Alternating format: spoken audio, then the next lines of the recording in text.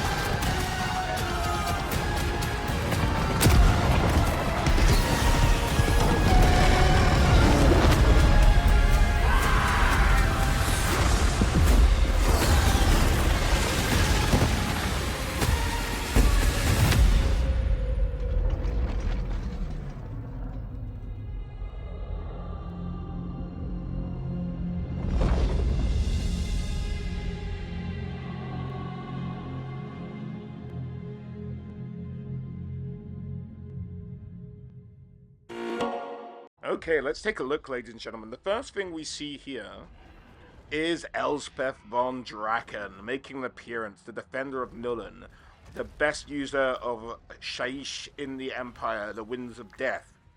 And she's going up against the Nurgle force. We see some Nurgle units here, hard to spot anything new. We see some Demigryph riders led by Bruckner. He is a mammoth of a man. For just a quick intro, I go into him in my Elspeth lore video. If you guys haven't checked that out already, there'll be a link popping up in the top right-hand corner, or you'll find a link down in the description below. But he shares a lot of similarities with the Mountain in Game of Thrones, if you guys are familiar with that character. He's this mysteriously, extremely strong character who is at the beck and call and is extremely loyal to the Countess of Nuln. He is her champion. His origins are a bit of a mystery. There's some rumors he might actually be a Norscan, which would be a terrible thing if that were ever to come out and be true. But he is known to have the strength to be able to even snap a man's spine in half with his bare hands. So quite an intimidating figure. We had predicted that the legendary hero for the Empire was going to be Schwarzhelm, the Emperor's champion, but they look like they went to really stick with the Tamakan theme and keep it as Bruckner. So that's who we're getting as the legendary hero for the Empire. Next up, we have this shot, and you'll notice on the right we have halberds, standard old Empire halberds, but on the left we have heavily armored troops that aren't holding halberds, but seem to be armed, and in the middle as well, about to face off with that giant, but seem to be armed with repeater guns. They're already available to one of the light cavalry units in the Empire already, but this is the first time we've seen them on foot. And with the little feather sticking out of their helmets and the fact they're pretty heavily armored, this is Ironsides, as written about in the Tamakan book. Now, whether this is a generic unit or a regiment of renown we're going to get for handgunners, it's hard to say at this point, but they do seem to make an appearance, so the Ironsides are making an appearance. I did hypothesize they would be given Hocklard long rifles rather than the repeater rifle, but it looks like the Creative Assembly went with the repeater rifle instead. But we do have Ironsides, and as there are 2 units of them, maybe we'll get Regiment of Renowned one and a generic one going ahead. And perhaps this unit on Halberds on the right is some sort of Regiment of Renowned unit as well. Who's to say at this point? You'd figure they would be, or why else put maybe just regular halberds in the trailer. But moving on, let's see what else we have. And we get some Chaos Ogres. Now, I don't know if this giant on the back is a Nurgle themed giant, or that's just the old farty giant we had before. I'm not 100% sure on that one, but we do have a Nurgle giant. It might be the old one, might be a new one. And here we get a good look at the Empire Engineers. A choice of weapons. I don't know if you're able to switch weapon when we get the character, you know, going from the sort of a blunderbussy to a repeater to a Hochland long rifle. Who's to say? And of course, here's Tanakan, the big guy himself. And you can see the rock beast down the bottom coming through. And here's Malachi McCason, legendary lord for the dwarves. Just want you to notice the character to the right of McCason, and this is a character with 2 axes, chains around its wrists. This looks like a Doomseeker, but we don't know whether this is a character. I believe in the next couple of seconds, we're going to see a clip where the character is by itself. So I don't know if this is part of a unit or an individual character, hero or lord for the dwarves. We have to wait for confirmation on that one. But up on this platform, McCason is joined by his very old friends, Gotrek and Felix, as well as a few more of what looks like Doomseekers fighting next to them. The Thunder Barge, he's made a couple of these in his day, and Gotrek and Felix have gone on many adventures, but it looks like they'll have good fire support from the decks and have a good bombing ability there. We have some demons coming through and the axe hewer lobbing axes at them. And here are the 2 heroes for Nurgle. We have Kaizek the Befouled and Epidemius. Kaizek, the leader of Tanakan's Rot Knights, which we can see are those horrible creatures there. And we have the land ships coming in here, ladies and gentlemen, with Elspeth and the Empire troops. It looks like we saw some Doomseekers in there as a unit, so they're probably a unit. And we saw an engineer driving one of the Thunder Barges, so that might be the hero or the lord. It's actually kind of hard to piece together because we know exactly how many units we can expect from each faction in this DLC, at least if they stick to what they've told us. And I don't think this is them all. Let me see if I can break it down and see if we can put together what this DLC is actually looking like then. So, since I recorded my going through the trailer, guys, we have had more information out. Not through, you know, good accessible things for everyone, like the Steam page or anything like that. It seems that they have released info packs to sort of content creators and press things like that. So, we didn't need to go through the trailer as we did, but, you know, I did, so I'm just going to leave it as I went through it initially when it first came out. And we're going to look at the units we're going to get in detail, some of which maybe I missed in the trailer, but I don't think we saw. But let's go through what we've got, and let's start with Elspeth von Draken and her new Empire faction. So for Elspeth, let's start with the units, shall we? And the Empire ranks are being bolstered by an assortment of arms, such as the land ship, we know. Steam tank with a volley gun on it. Interesting. Okay. Shorter range, you get it more into combat.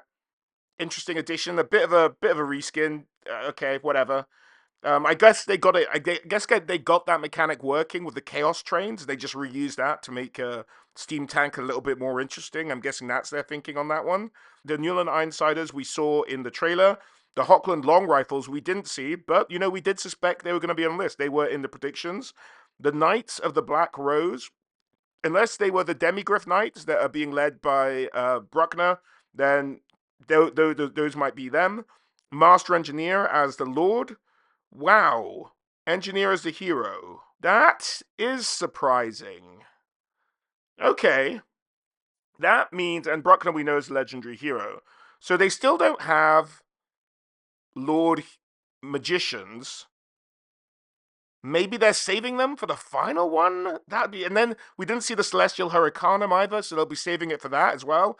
I really thought they'd put that in this DLC. That is really weird. Like the Steam Tank Volley Gun, who needs that? Get rid of that. Get the Celestial Hurricanum. Master Engineer Lords. Interesting. Very odd choice. I don't know if I like it or not. I don't think so. Yeah, I'm not sure if I like that. I'd have preferred to see the Magician Lords, but there we go. And the campaign features for Elspeth, as the Armory of the Empire, Whistler and Nullen offer special unit upgrades. So it's a bit like Ikit Claws, Skaven ones. It looks like you'll be able to get upgrades for weapons teams and anything that fires or uses gunpowder, stuff like that. And the Gons of Moor, which is the god of death in the Empire, a vigilant protector of the Empire. Elspeth establishes sacred sites in limited number across visible, friendly, or neutral Empire settlements, providing instant travel to those locations at cost and with a cooldown. What? So they're making her teleport? Now, she does teleport on one occasion in the Tamakan story, but that's really a last gasp spell to save the entirety of the Empire, and it kills one of the magisters from the colleges of magic. It kills a fellow mage just to be able to pull off the spell. Now, Elspeth isn't one to just go sacrificing people like human sacrifices to get about the map, but it just seems weird when like you'd give this ability to her, which just seems recycled from one of the Champion of Chaos abilities from the Realm of Chaos map. It just seems like they know how to do it, so you just gave it to her. And just because she did teleport once in the Tamakan story, I don't know, it just feels off. It feels a bit strange to me, that's all. So, yeah, just a couple of takeaways from the Elspeth information there. The teleportation thing seems unnecessary. Maybe it's just a way to get you through the Realms of Chaos campaign map quicker, because other factions can do it, the Champions of Chaos could do it, and if you want to, they're just trying to speed it up, I guess. I don't know the reasoning for giving her ability to teleport around the map. The units, yeah, the Master Engineer seems unnecessary. The Steam Tank Volley Gun seems unnecessary. But, Knights of the Black Rose, again, Knights Panther, I think, or Knights of the White Wolf would have been better. I know not quite on the nose with the theming, but they are much more famous, and we're running out of DLC packs to get them in. So it'd be nice to have seen either of them instead. Landship, great addition. Been wanting it since Warhammer 1. Well done on the Landship. That's a little round of applause. Hochland Long Rifles, I'm pretty excited about as well. But that's about it for the Empire. So let's move along let's go to Malachi and the dwarves, shall we? Let's have a look at what the dwarves have to offer. So Malachi McCason, the Slayer Engineer, a defiant mixture of brain and brawn, Malachi was once a member of the Legendary Engineers Guild before disaster saw him ejected. Eternally shamed, he took up the Slayer's oath with the sole aim of seeking redemption through a dignified and bloody death. He is very good friends with Gotrek and Felix. They've gone on many adventures together, and he has built them a number of contraptions, whether they need to travel to the far north of the Chaos Wastes to taking out some Skaven. They have been long-term buddies. But let's have a look at the units Malachi's going to get. He, Engineering Excellence, Bearded Bravery. The Dwarf ranks are bolstered by Garagrim Ironfist, legendary hero. Okay, Garagrim, great addition to the game there. Didn't think they'd put him in. The Demon Slayer Lord and the Dragon Slayer Lord.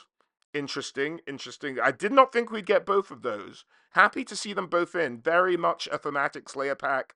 The Doom Seekers are in there as a unit. That's good to know. The Goblin Hewer, we know, with the axe throwing. The Thunder Barge. The Grudge Raker Thunderers. Now, I don't think we saw them in the trailer, but the Grudge Raker is a gun invented by Grim Burluxon, who's a legendary dwarven character who's not in the game yet, but it could hint at him maybe being the legendary lord in the free DLC, because he invented this gun, and what it is essentially a double-barrel shotgun. So, him with these double-barrel shotgun thunderers, more sort of akin to maybe blunderbusses even, could be quite a significant addition to the dwarves there. And Slayer Pirates, well, I'm glad we are seeing them make an appearance. Didn't think we'd get them. That was one of my sort of out of left field guesses on what we might be able to get. If you guys haven't checked out my prediction video and see what I got right and what I got wrong, do check that out. It'll be popping up in the top right-hand corner now, or you'll find a link down in the description below. This is much more in line with what I expected. Let's have a look at Malachi's campaign features. Malachi's armies march beneath the airborne machine known as the Spirit of Grungy, a legendary airship that the Slayer Engineer can upgrade on the move to increase his battle prowess and even call upon in battle.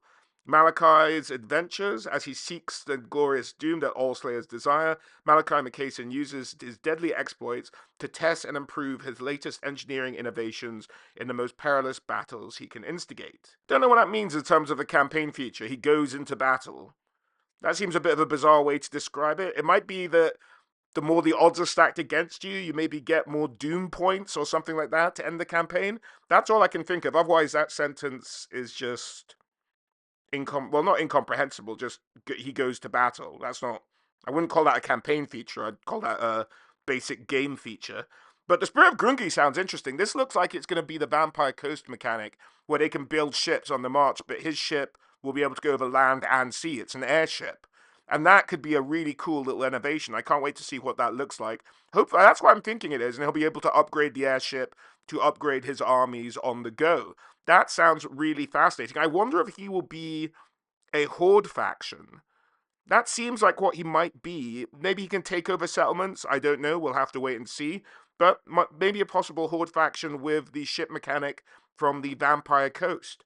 So that's something to look forward to. I'm a bit more excited about the Malachi one than some of the weirdness about the Elspeth package, and still missing out stuff that really should be in the Empire list. Sorry, I'm not going to stop harking on about it, but just can't get over it. Really weird.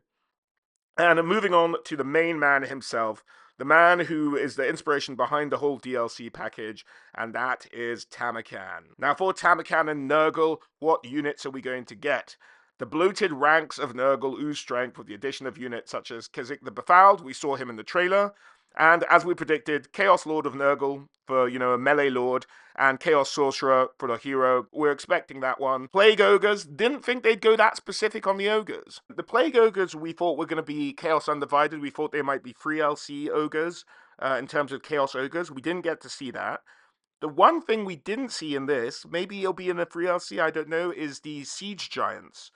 So that's an interesting thing they missed out in terms of the other famous units in the Tamakan book. Plague Ogres in particular, Rot Knights, Toad Dragons, guessing feral Toad Dragons, Pestigores we saw coming, and Bile Trolls we saw coming as well, I believe. And in terms of campaign features, Tamakan's Chieftains. Tamakan must amass an unstoppable war host that will bring ruin to the world. As such, he embarks on a deadly journey to dominate and recruit powerful warlords from across the Chaos and Norscan tribes to increase the power of his faction. I have no idea what that will really look like in terms of the campaign map. Maybe he has to vassalize these factions.